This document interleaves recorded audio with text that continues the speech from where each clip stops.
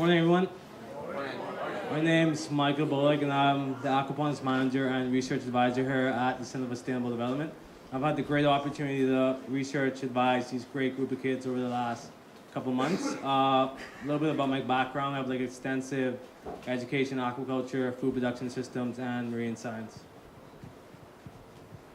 Hey guys, my name is Celine Turfloth. I'm a food security technician at CSD, and I spend most of my time working at Apon with Michael Bullock. Hi everyone, I'm Mark Young. I'm from South Africa. I've got experience and a background in botany, zoology, microbiology, entomology. I've also done a lot of work on hydroponic farming, aquaponic farming, and permaculture farming.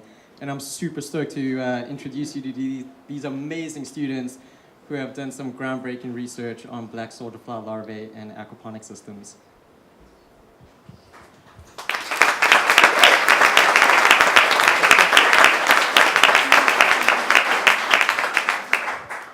I'm Maggie Carney.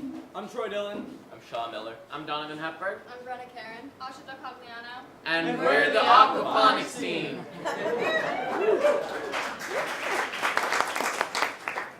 We did our research on the black soldier fly larva as an alternative protein source for the Nile tilapia in an aquaponic system.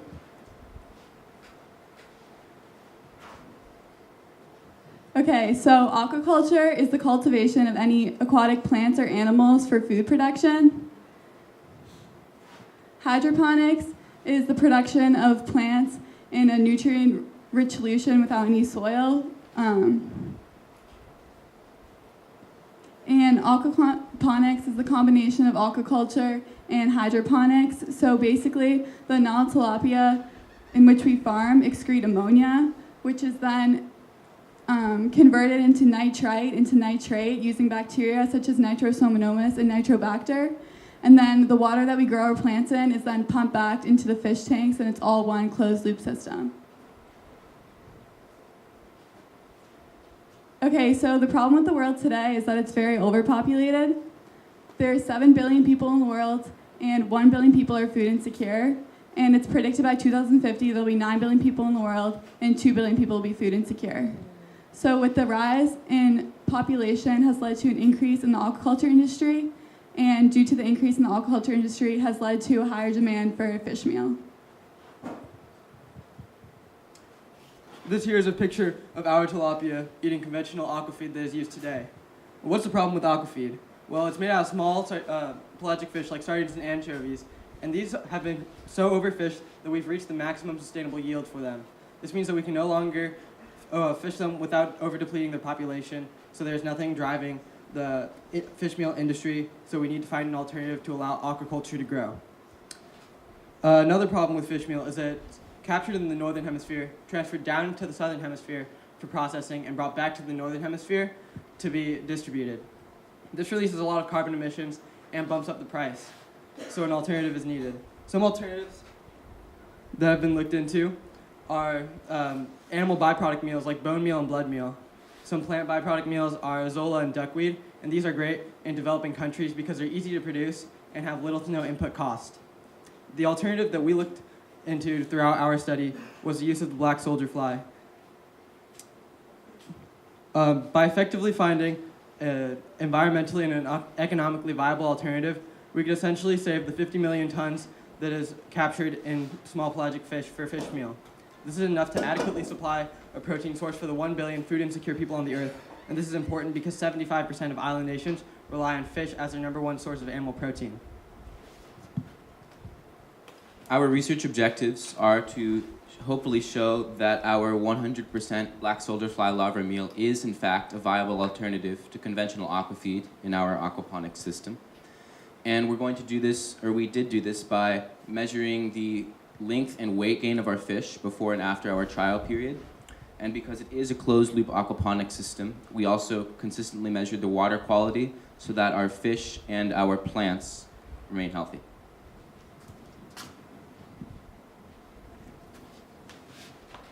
So why use the black soldier fly? I mean, why use an insect? Right? Well, you see, we found that these little guys, from their larval stage to their adult stage, have many valuable uses to our aquaponics system. They're native to the Bahamas as well as other countries, but because they're native here, we are able to obtain them cheaper and a little easier. They aren't known to be a carrier of any diseases like the housefly is. They have a very high food conversion ratio, up to 95%, depending on the environment they're grown in. They are an excellent waste disposal, so they can get rid of your food waste in, say, about a week or more. And they're easy to maintain and care for. All you really need is a compost bin with a steady supply of your food waste, and you have essentially a black soldier fly nursery. So here is the beautiful yet short Hermetia life cycle of the Hermetia illucens. As you can see, though short, they do lay quite a bit of eggs, like 500 to 900 eggs. Imagine having that many brothers and sisters. But we like to focus on their pupal stage. It's there that they are at their nutritional peak, their protein levels ranging between 30 to 40% depending on the environment they're grown in. So we ended up creating the alternative diet source, and what we did was we collected all of the black soldier fly larvae that are located in biopod buckets at the farm as well as other locations around campus. And once we assembled all of the black soldier fly larvae, we baked them in an oven at 60 degrees Celsius for 10 to 15 hours. And then after that, we put them in a blender to grind them up. And then once this was completed, we added all the other ingredients, such as cornmeal, soybean oil, and other vitamins and minerals, such as vitamins A and D, magnesium, and iron. And after that, after the meal dried, we formed it into little pellets so that the fish could better eat it. And this is just the recipe that we followed from FAO, which is Food and Agriculture Organization. And we focused on the fish meal. This is the ingredient that we manipulated for the 4 different meals that we used. So our experimental trial lasted for 22 days, and within these 22 days, we implemented different percentages of our black soldier fly meal. So as you can see here, we have 2 separate raceways. We had raceway A and raceway B. 5 different treatments in each of these raceways, and within these treatments we did 25% black soldier fly meal, 50, 75, and 100. And then we had our 0%, which is 100% conventional fish meal and 0% black soldier fly meal. Within these 22 days, not only did we measure the growth of our fish, but we also measured the water quality to make sure that all of our treatments had the same water quality. So we measured ammonia, nitrate, nitrite with our API fresh water tester. And then we also measured dissolved oxygen with our YSI probe, as well as flow rates in each of the tanks. Within these 22 days, we really wanted to see a higher growth rate or a similar growth rate to when the fish were on conventional fish meal. Not only did we want to see an increase in growth, but we also wanted to find a sustainable alternative to reduce our CO2 emissions that are going into the atmosphere and also reduce the amount of money that goes into our system.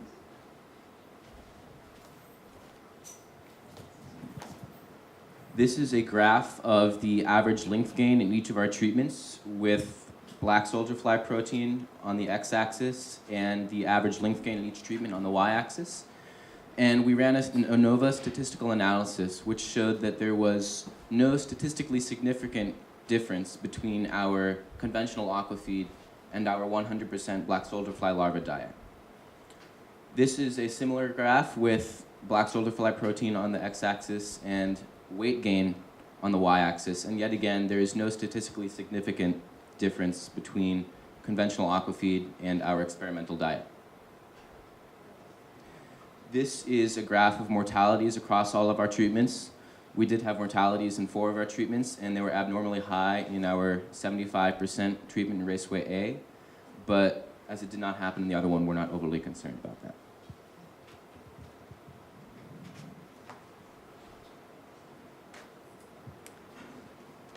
Okay, so what we found throughout our study is that there wasn't a statistical difference between the means of our different treatments, and this provides evidence that there is an economically and environmentally viable alternative to conventional fish meal. So essentially, we could find a cheaper alternative that doesn't deplete pelagic fish populations and doesn't release as many carbon emissions. Our study was a pilot study, so we do encourage others to replicate it to find similar data, as we do have evidence, but we do not have a conclusive answer that is a viable alternative. So things that can be improved upon in further studies are a larger sample size. Our sample size consisted of 6 fish per treatment, and by increasing this, you could effectively find more data. Increasing the trial period, you could essentially assess food conversion ratio and specific growth rate, and find more valuable data. And finally, you could provide more consistent tank conditions. We believe that some of our lackluster growth rates and the high mortalities in the 75% bin were due to tank conditions, and by improving that, you could find more accurate and reliable data. Future research that could be conducted would be the replacement of carbohydrates and plant proteins within our black soldier fly meal diet.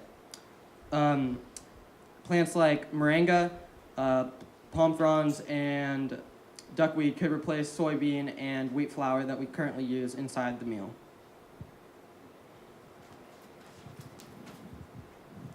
So aquaculture is the #1 growing food production system in the world, and because aquaculture is increasing, the need for aquafeed is also rising. And so that means the harboring of small pelagic fish is reaching its limit. And aquafeed makes up 70% of the production cost. And so we want to find, to see if black soldier fly larvae were a viable alternative diet source. And it showed promising results that black soldier fly larvae do work just as well as the conventional fish meal.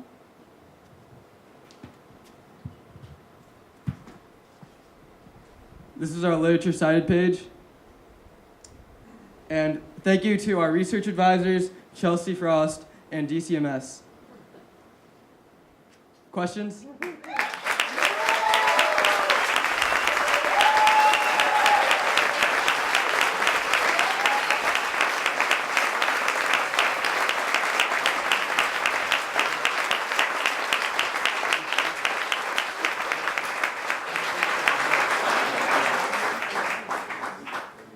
Sir, in the back. So 2 questions. One that's pressing on all of us. The blender you guys use. The question is, was the blender also used for food production? It probably was, and we also baked our black soldier flies in the oven over a grad hall. Don't tell anyone. I'll be losing weight on this. Second question, is this scalable? Commercial. The question is aquaponics scalable to a commercial size? So there are a lot of aquaponics systems being implemented in Asia at a higher scale.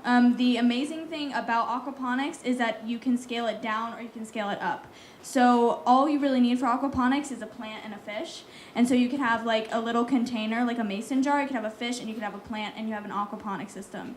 So that's what's so amazing about it, is that it can go from any scale that you want. The only concern with that is that it does take a good amount of money to implement this system in developing countries. And so the good thing about finding an alternative food source is that you can take away that cost that you put into shipping and put more money into your system.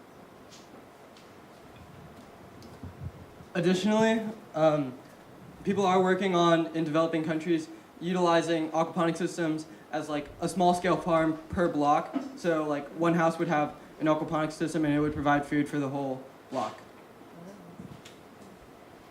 Yes. Okay, so I'm going to be difficult because it was a great presentation. So what you've actually measured, though, is something to show that you have produced non-significant results. What might you show as a measure that's saying that you're showing that you can do something instead of showing non-significant results? I can handle this one. She's my mother.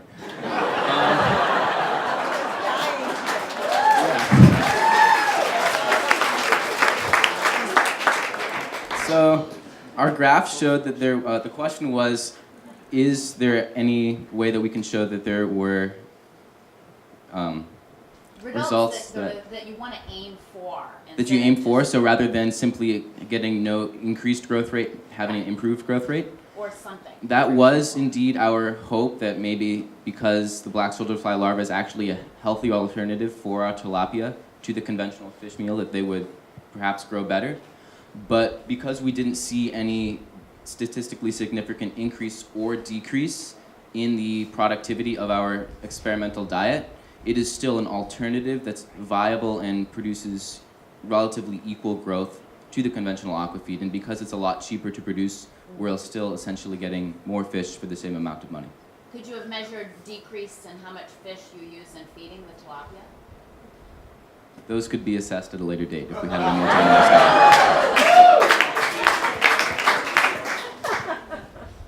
Yes. What does it taste like?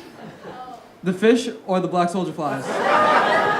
We've tasted both. The synthetic fish meal, the larva, once you cooked it. I've eaten raw ones and baked ones.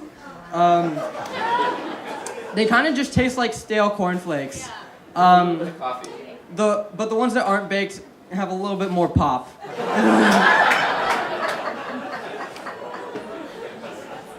Yes. I just didn't understand, but were you looking at what you feed the larva could eliminate some of the other ingredients that you put in the meal? Is that what you said? Or how did that work? Something about looking at what the larva eat. How does that relate to the end product? I don't understand it. Well, something that we like to feed the larva fish because they're high in omega-3s, which like makes them very like high in protein. So then when we feed the larva to the tilapia, it's very like high in protein and high in lipid content after feeding them like fish or something like that. Also, the question was, by using black soldier flies, are we aiming to remove an ingredient or replace an ingredient in the meal?